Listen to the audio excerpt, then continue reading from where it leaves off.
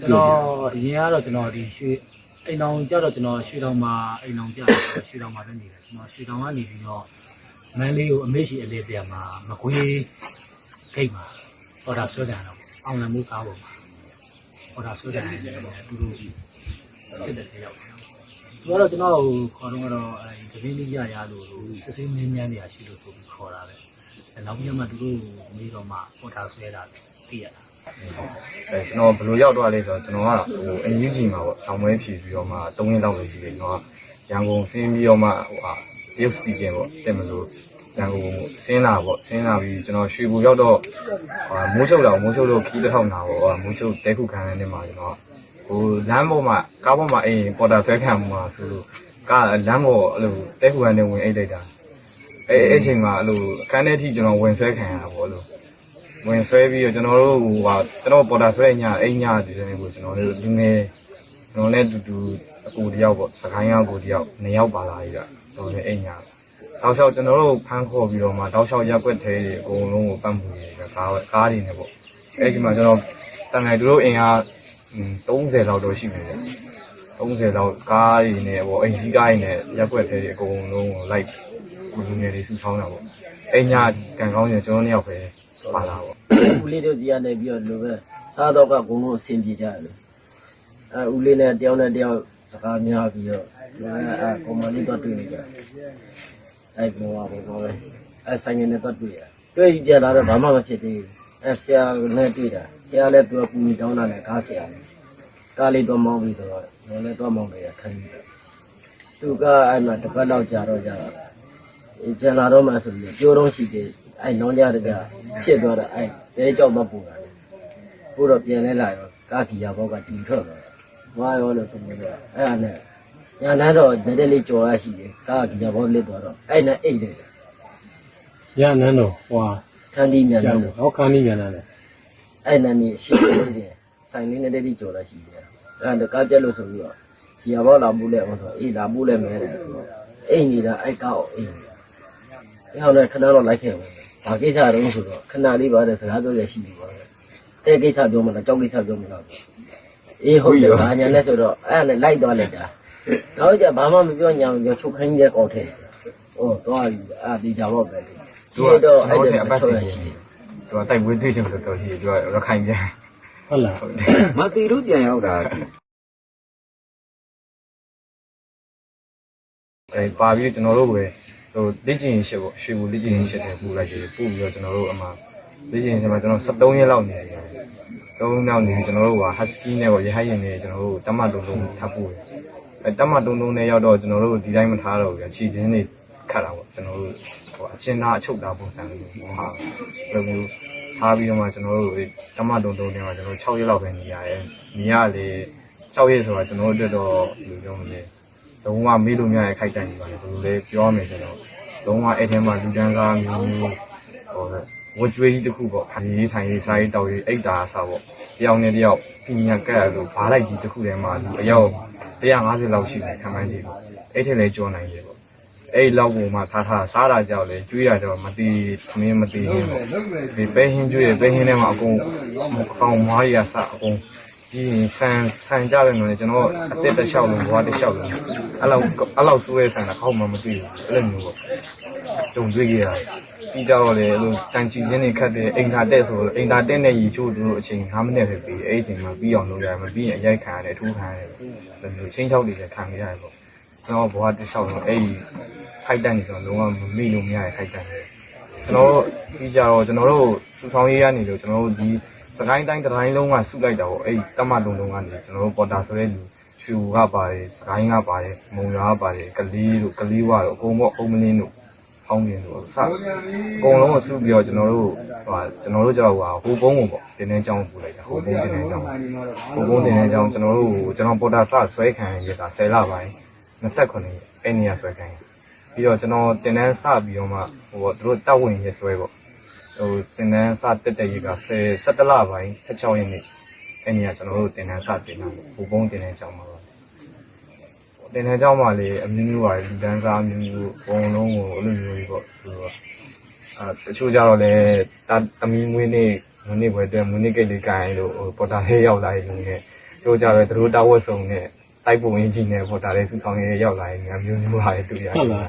ဟုတ်တယ်သူတို့ကတအားကိုမှရိုင်းတယ်ပြီးတော့တချို့ကြောက်လည်းမိသားစုနဲ့ပေါ့လို့ခန်းထဲမှာလို့ငယ်ချိန်ကြီးတော့ခေါ်တဲ့လူတွေတချို့ကြောက်လည်းအမေဦးကြီးကနောက်ကလိုက်ဟိုကျွေးပြီးတော့မှလိုက်တောင်းမှနေတဲ့လူတွေလူမျိုးစုံပါပဲဒီလိုကြောက်လည်းခက်ပြီးပဲဗျဟို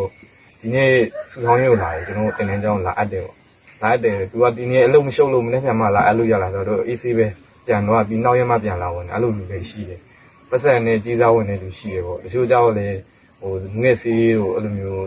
ရိုင်းမှုခိုးမှုလို့နဲ့ထောင်ကြခဏမလားစက်တက်ထဲဝင်သွားမလားဆိုပြီးအဲ့လိုရောက်လာတဲ့လူတွေလည်းရှိတယ်ဗျဟုတ်ကဲ့မျိုးစုံပါတယ်ကျွန်တော်ရင်ပေါ်တာဆွဲတော့သူတို့ဒီ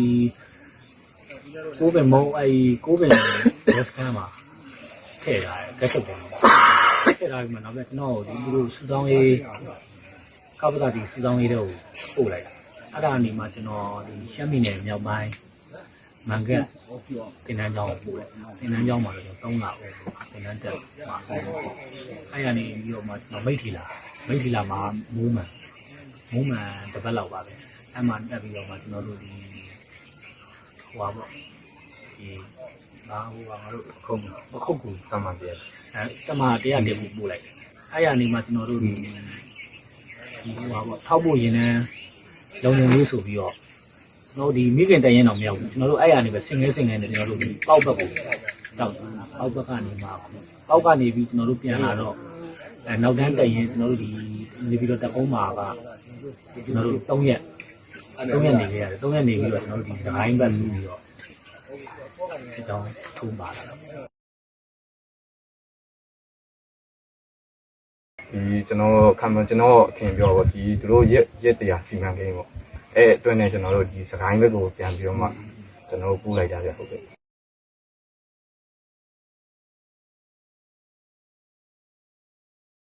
ီချိန်ပြောရင်ကျွန်တော်ခံယူထားတခုကျွန်တော်ခံယူပြီးခံစားနေရတခုလုပ်နေရတခုပေါ်တာစဆွဲခံပြီဆိုတဲ့နဲ့ကျွန်တော်စိတ်ဓာတ်ကခံယူထားတခုခံစားတခုကျွန်တော်အုံနောက်တွေသူတို့ခွေးစိတ်တွေဘယ်လောက်ပဲရိုက်တွင်းကျွန်တော်မဝင်ခဲ့ဘူးကျွန်တော်ကတော့ပြောရမယ်ဆိုရင်တော့ကျွန်တော်ကြိုးစားတာတော့ကျွန်တော်ကစိတ်ထဲကပဲကြံနေရပေါ့ကျွန်တော်ကဘယ်လိုပြောမလဲအခွင့်ကောင်းရမှကျွန်တော်လုပ်မယ်ဆိုပြီးကြံနေဒါပေမဲ့တချို့ကျွန်တော်တငယ်ချင်းတွေပါတယ်တချို့ကျတော့သူတို့ရောအဲ့လိုပေါ့ဘယ်လိုပြောမလဲ plan မရှိဘဲနဲ့လုပ်တဲ့လူရှိရောတချို့ကျတော့ပြန်မိပြီးတော့မှအရိုက်ခံရတယ်ပေါ့ရိုက်ခံရတယ်ဆိုရင်တော်တော်ဆိုးတယ်ဟိုမိတိုင်မှာကျိုးနဲ့တုပ်ပြီးတိုင်ရင်တစ်ခုလုံးရိုက်ခိုင်းတာပေါ့ရိုက်ရင်လည်းကိုယ်တငယ်ချင်းမို့လို့ညာလို့ရိုက်ရင်မင်းညာရဆိုပြီးပြန်ရိုက်ခံရတယ်ပေါ့နည်းနည်းလေးရိုက်ပြီးကြရင်ကျွန်တော်နဲ့အတူတူပေါ့ဟိုပါစာတွေမှာလည်းပေါ်တာဆွဲလို့ရောက်လာတယ်တချို့ကျတော့လည်းသူတို့မဲ့လုံးနေပြီးတော့မှခွေးစိတ်ပေါက်နေလူတွေရှိတာပေါ့လို့လူကြတော့ကျွန်တော်မပြောရဲဘူးပေါ့လို့ကျွန်တော်နဲ့အတူတူ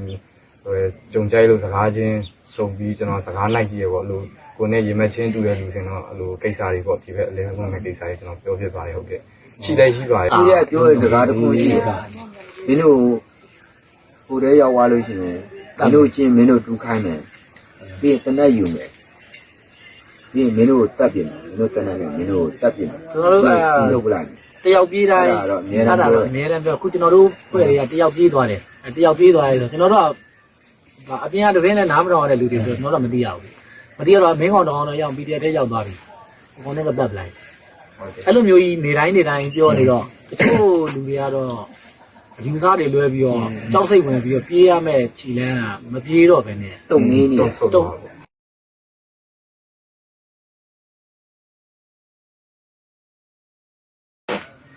ရေတကြမ်းမတိုင်ခင်မှာဖြစ်တယ်ပတ်စံကိုကသူကဟောပေါ့ဆက်နေပါတော့မင်းဟုတ်ပတ်စံဆိုတော့ပတ်စံဟုတ်တယ်သူကရခိုင်မှာကိုက3-4ပွဲလောက်ကိုကဒီပွဲလောက်ကိုသူနှွှဲရတာမသိလို့ဟုတ်လားပြေးတာတဲ့ပတ်ပြေးရတယ်သူကပြေးရတယ်3កောင်ရှိစက်တက်ပြေးတာလေစစ်တက်ကနေပြေးတာ3កောင်ရှိ3កောင်လုံးမလွတ်ဘူး3កောင်လုံးမလွတ်ဘူးအောင်ကြီးနဲ့ထူတာအာဘီကြီးနဲ့ထူတာအာဘီကြီးနဲ့ရှိတယ်6လုံးပါတာအာဘီကြီး6လုံးအဲဂျုံလွယ်ကြီးနဲ့ခြုံထဲကနေပြေးသွားတာသူတို့မမြင်ဘူးလေအဲဂုံကြောကောကနေဆိုအောက်ကငါပြောတော့ကြအဲငါပြောတော့ကောနဲ့ပုံမတက်သွားလိုက်တယ်နောက်ကနေပြီးတော့ရောင်း20လောက်လိုက်တယ်အဲလည်းမထူတော့ဆိုပြီးတော့သူတို့ကလည်းနောက်ကနေပြီးတော့ဒုံမုံပြစ်တာထူတော့ဆိုအာဘီကြီးနဲ့လွတ်တာဒီငါလုံးတော့ပြစ်တာတစ်ချက်မှမနောက်ဆုံးတစ်လုံးမှတော့ကွဲတယ်သူတို့အဲမှန်သွားတာရောင်း20တော့အဲနဲ့တပင်းဖြစ်ကြတယ်အဲအောင်ကြီးရဘူးကိုရှေ့ထိပ်ကအပွဲစည်းကိုမမြင်လိုက်ဘူး မြင်တော့အဲ့နဲ့နေမှာတားပြီးပြစ်တော့ ဒီကြီးလေလား ရက်သွားတာဟုတ်ပါကဲတာထပ်ပြီး ဟေးပါ ထပ်ပြီးတော့ထိုက်ရိုက်ခံတာတနတ်ဒီနဲ့အဲ့ဒီဂရီနဲ့အဲ့အမေဂရီနဲ့ခါးရီရိုက်ခံတယ်မောက်လည်းရိုက်ခံတယ်လင်းလူတွေနင်းခံခေါင်းတွေပြစ်ကန်ခံနောက်ပဲကြအဲ့ပြီးတော့လည်းတခါအဲ့လိုကျိုးနဲ့လည်းရိုက်ခံရ3-4ကောက်လောက်ပြီးတယ်ပြေးပြီးပြန်ပြီးတယ်အဲ့မှာပဲပြန်ပို့တယ်ရခိုင်မှာပဲပြန်ပို့တယ်9ယောက်ပါတော့9ယောက်လုံးအဲ့ကိုတုံးနဲ့ကိုပြီးသွားတယ် ကို သူတို့ကကြောင်ရောင်းနေမင်းတို့ရှေ့ထဲမှာရေမတောက်နဲ့ဆိုတော့တောက်တာတောက်တဲ့ခါကျတော့သူတို့မသွားနဲ့အော်ဝင့်နေငါသွားယူပြီးမယ်ဆိုမဟုတ်ဘူးရတယ် AC ပဲပေါ့အဲ့လည်းရှေ့သွားလိုက်တာကျွန်တော်တို့တုံးကလိုတက်နေတဲ့အချိန်မှာတုံးကတခါလေးလွတ်ချနေတာပဲအဲ့နဲ့နေကြောက်9ယောက်လုံးမှောက်တယ် သူတို့ပြောတမကူကို အဲ့နဲ့ကျွန်တော်တို့ကအဲ့မှာ6လပြီးတော့ပြန်လာတဲ့အချိန်နောက်တိုင်းပြန်လာတဲ့အချိန်